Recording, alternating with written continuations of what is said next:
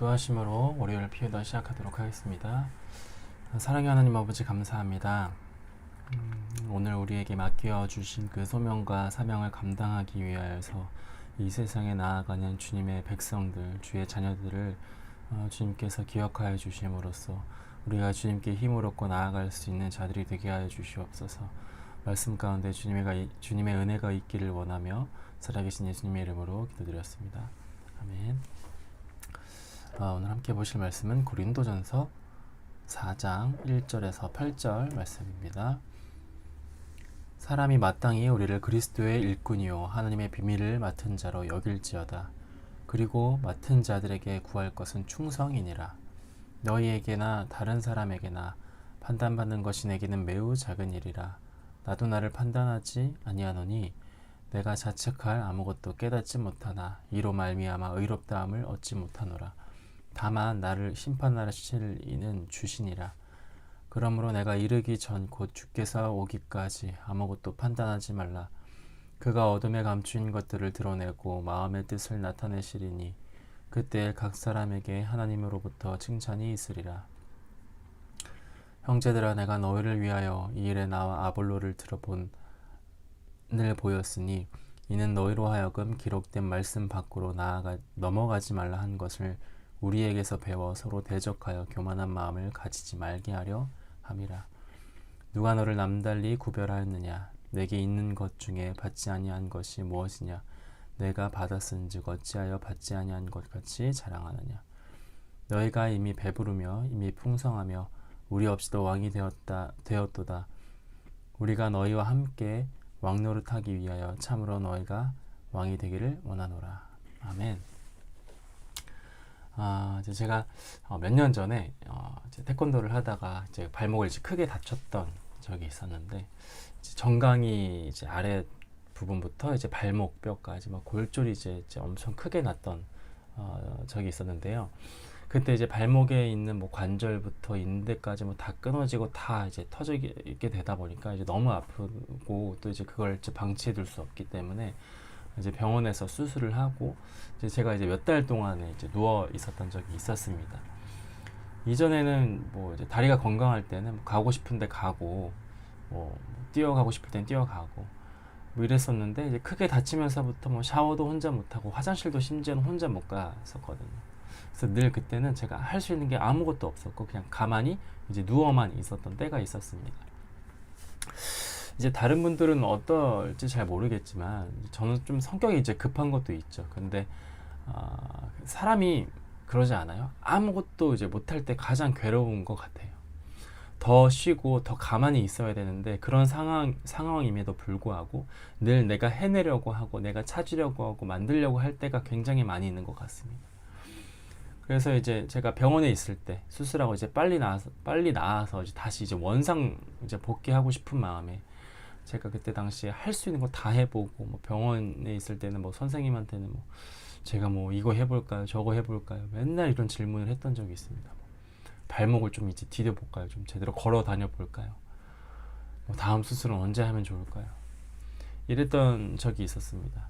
분명히 그때는 쉬어야 하고 제가 그때 당시 할 수 있는 것은 가만히 이제 앉아서 기다리는 것, 이것이어야 하는 건데 이제 그거를 굉장히 못했었던 때가 있었습니다. 사실 이런 모습들을 보면 이제 사람이 좀 굉장히 모순적인 모습을 보게 되는 것 같아요. 이전에는 뭐 늘 쉬고 싶다, 아무것도 안 하고 싶다, 뭐 이런 말들은 많이 하는데 막상 또 아무것도 안 하면 뭔가 불안해서 내가 더 하려고 하고 가만히 있지 못하게 되는 그런 모습들이 우리의 모습일 때가 있는 것 같아요. 그런데 상관없어요. 그런데 이제 문제는 뭐냐면은 우리가 하나님 일을 하는데에도 이러한 모습들이 나타난다는 겁니다.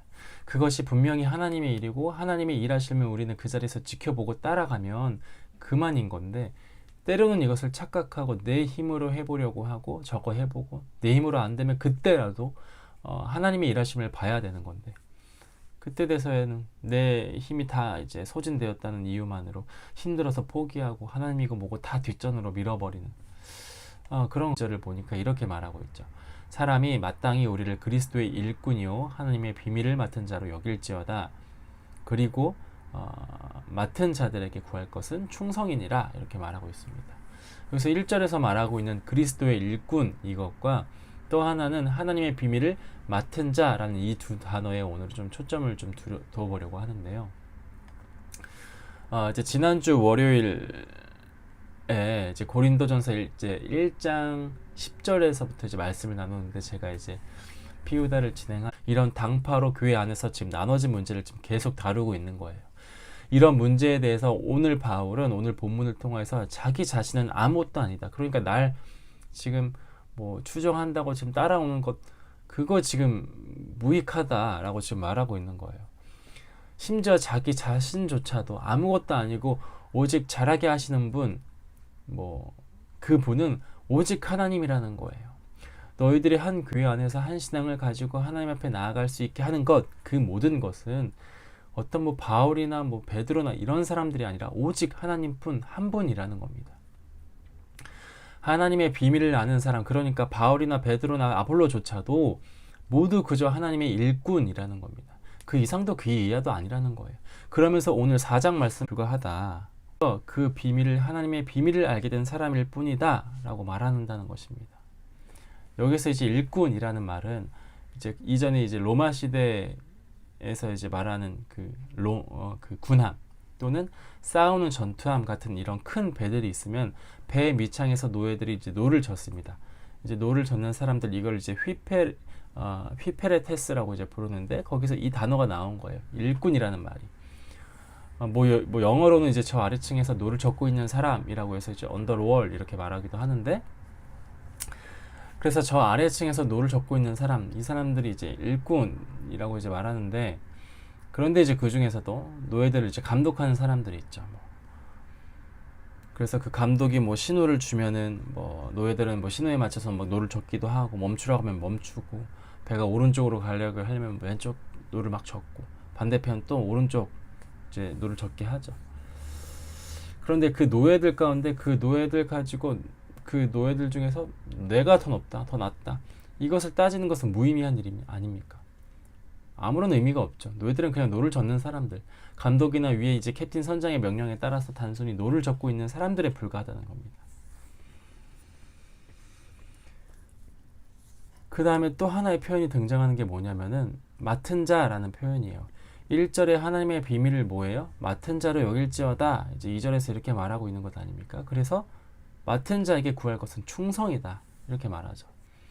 맡은 자들, 즉 오이코노모스라는 이 단어인데 이것을 영어로 이제 표현하면 집을 관리하는 사람, 하우스 매니저, 뭐 하우스키퍼 이렇게 볼 수 있는 겁니다. 우리가 이제 요즘에 이제 코로나가 이제 엔데믹을 맞이하면서 이제 그 해외로 이제 많은 사람들이 나가죠. 비행기를 타면 어떤 사람들이 있죠? 우리를 섬기고 서브하는 사람들이 있죠. 뭐 스튜어디스 이런 사람들이 있잖아요. 그런 사람은 주인이 아니지만 그것을 섬기는 사람들이라는 겁니다. 저희 PK러브 안에서도 또 이 명칭을 섬김이라고 부르는 이유가 바로 여기 있는 것 아니에요. 예배를 사모하는 사람들이 나올 수 있도록 안내하고 섬기는 사람들, 하나님 앞에 같이 부름을 받았기에 그것에 감사하여서 그 하나님의 복된 소식에 기뻐서 그 자리를 섬기는 사람들을 말하는 것 아닙니까? 이러한 자들은 자신들이 주인이 아니기 때문에 주인으로부터 얻는 양식이 필요한 사람들인 거예요. 그저 지키는 사람들이 있지만 주인은 아니라는 겁니다. 주인으로부터 먹을 것을 공급받아야 하는 사람들이라는 거예요. 그러니까 맡은 자들, 그리스도의 일꾼들은 나의 공급이, 나의 힘이 어디서 오는지 깨달을 때 나의 위치, 나의 역할, 이것을 무엇인지 깨닫게 되는, 더 뚜렷하게 선명하게 알게 되는 것이라는 거죠. 나를 공급하시는 분은 하나님이시구나. 이건 하나님의 일이구나. 내가 지금 하고 있는 이것은 그저 맡겨진 일인 것이구나. 이걸 깨닫는 것이죠. 뭐 이런 원리는 사실 여러 군데서 많이 찾아볼 수 있죠. 창세기에서부터 선악과와 같은 원리 아닙니까? 사실 매일 그 동산 중심에 있는 선악과를 보며 아담과 하와는 자신들이 하나님의 창조물이고 하나님은 우리를 만드신 창조주라는 것을 기억했어야 하는 것처럼 오늘 말씀은 또다시 하나님이 나의 주인 되시고 나는 그저 맡김받은 사람이라는 것을 말하고 있는 것 같아요. 그저 주인이 맡겨주신 그 하나님의 비밀, 하나님의 말씀을 그대로 나누어 주는 역할을 감당하는 것에 불과하다는 겁니다. 우리의 역할은 여기까지 아닙니까, 여러분? 그러니까 바울은 이 두 가지 표현을 가지고 이렇게 말하는 거예요. 일꾼이고 맡은 자다. 자, 그런데 이렇게 열심히 일을 하다 보면 어떤 생각을 하게 되냐면 사람은 스스로 점검하고 그러다가 판단을 하게 된다는 겁니다. 3절과 4절을 함께 볼까요? 너희에게나 다른 사람에게나 판단받는 것이 내게는 매우 작은 일이라 나도 나를 판단하지 아니하노니 내가 자책할 아무것도 깨닫지 못하나 이로 말미암아 의롭다함을 얻지 못하노라. 다만 나를 심판하실 이는 주시니라. 이렇게 말하고 있습니다. 일꾼과 맡은 자도 그러나 어떤 의미에서는 이제 뭐 일꾼 그러니까 맡은 자 어떤 의미에서는 이것을 이제 판단하는 분위기가 일어난다는 거죠. 내가 나를 판단하거나 혹은 타인이 나를 판단하거나 뭐 둘 중 하나겠죠. 내 자신이 나에게 이 일을 제대로 하고 있는 건가? 뭐야, 내가 이런 판단할 수 있잖아요. 아니면 다른 사람들을 통해서 야, 뭐 너 잘 좀 해봐, 뭐 이런 말을 들을 수 있는 건 아닙니까?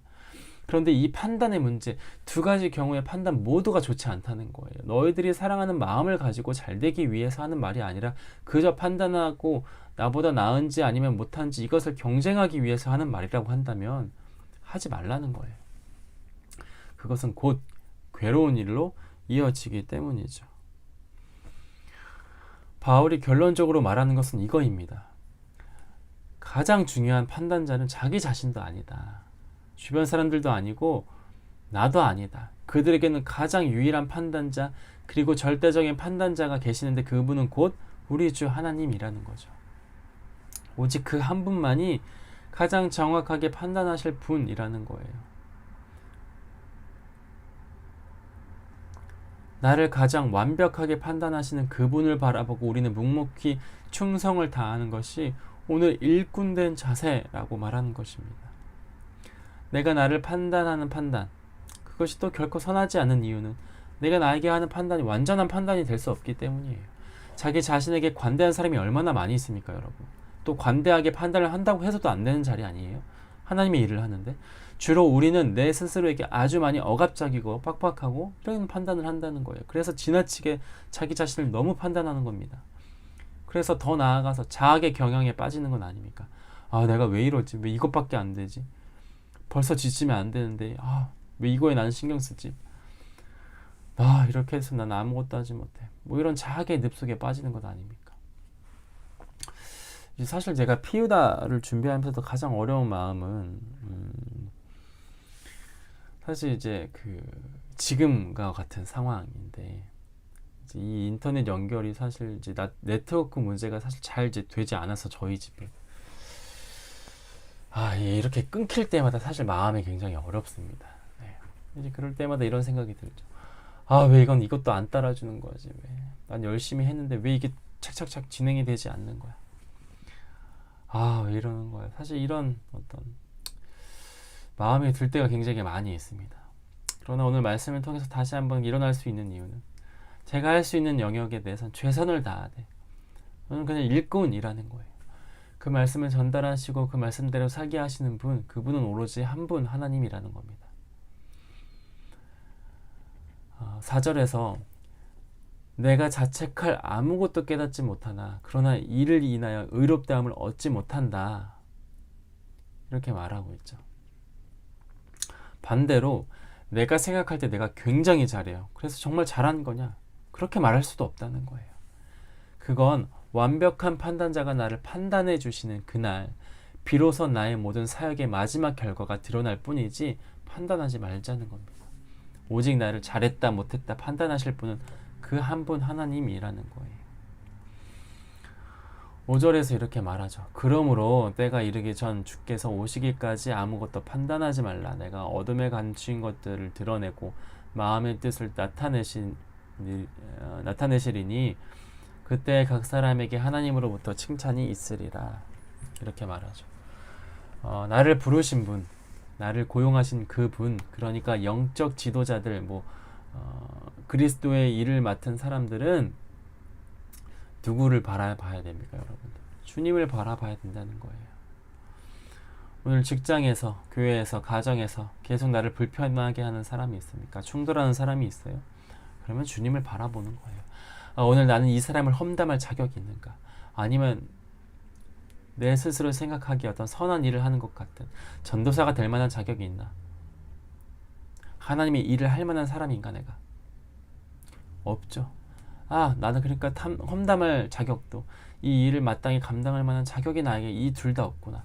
나는 오로지 하나님이 맡기신 일을 하는 일꾼에 불과하구나. 나를 불러주신 하나님 앞에서 나는 열심히만 하면 되는 거구나. 이것을 생각하는 것입니다. 우리는 그저 그분의 명령을 따라서 우리는 그냥 순종할 따름이라는 거죠. 저희가 항상 목자세 때 이런 찬양 많이 하잖아요. 주 따라 왼쪽으로, 우리 왼쪽으로, 주가 오른쪽으로, 우리 오른쪽으로. 이런 찬양 많이 하잖아요. 그러니까 우리는 주님이 가시는 곳, 그것을 따라만 가기만 하면 되는 거예요. 여러분, 오늘 가뜩이나 살기 힘든데 뭘 자꾸 내 힘으로 하려고 하십니까? 낑낑대며 살아가지 말자고요. 그저 우리 주님이 보내시는 곳으로, 인도하시는 곳으로 나아가서 주를 바라보며 따라가며 살아야 되기를 간절히 소망합니다. 맡은 바 충성을 다하는 일꾼으로 사는 거예요. 그거면 된 건 아닙니까? 자꾸 우리가 주님보다 먼저 가려고 하지 말자고요. 자꾸 내 스스로 자신에게 오늘 나 이거 해야 되는지 저거 해야 되는데 이 논리에 빠져서 허우적거리지 않길 간절히 소망합니다. 오늘 주가 나에게 맡기신 그 한 명의 그리스도인의 목을 해내는 것, 이것이 오늘 저와 여러분들이 되겠는 이 모습을 갖추는 우리의 하루가 되기를 이 시간 간절히 소망합니다. 하나님 아버지 감사합니다. 우리가 내일의 것을 판단하지 아니하게 해주시고 또 우리의 뜻대로 되지 않는다고 할지라도 이것은 틀렸고 이것은 망하였고 이것은 실패하였다고 생각하지 아니하게 해주시옵소서. 오직 주님께 뜻이 있다면 우리는 그 뜻을 따라 나아가는, 주님께로 나아가는 맡은 바 충성을 다하는 그리스도의 일꾼으로서의 삶을 사는 것입니다. 하나님, 이것을 우리가 날마다 기억하게 하여 주시옵고 스스로에게 자책과 판단하는 그런 어려운 마음들이 우리 안에서 씻겨져 내려나갈 수 있도록 하여 주시옵소서. 감사합니다. 예수님의 이름으로 기도드렸습니다. 네, 우리 이 시간 말씀을 생각하며 함께 더 기도하며 나아가는 시간 갖도록 하겠습니다.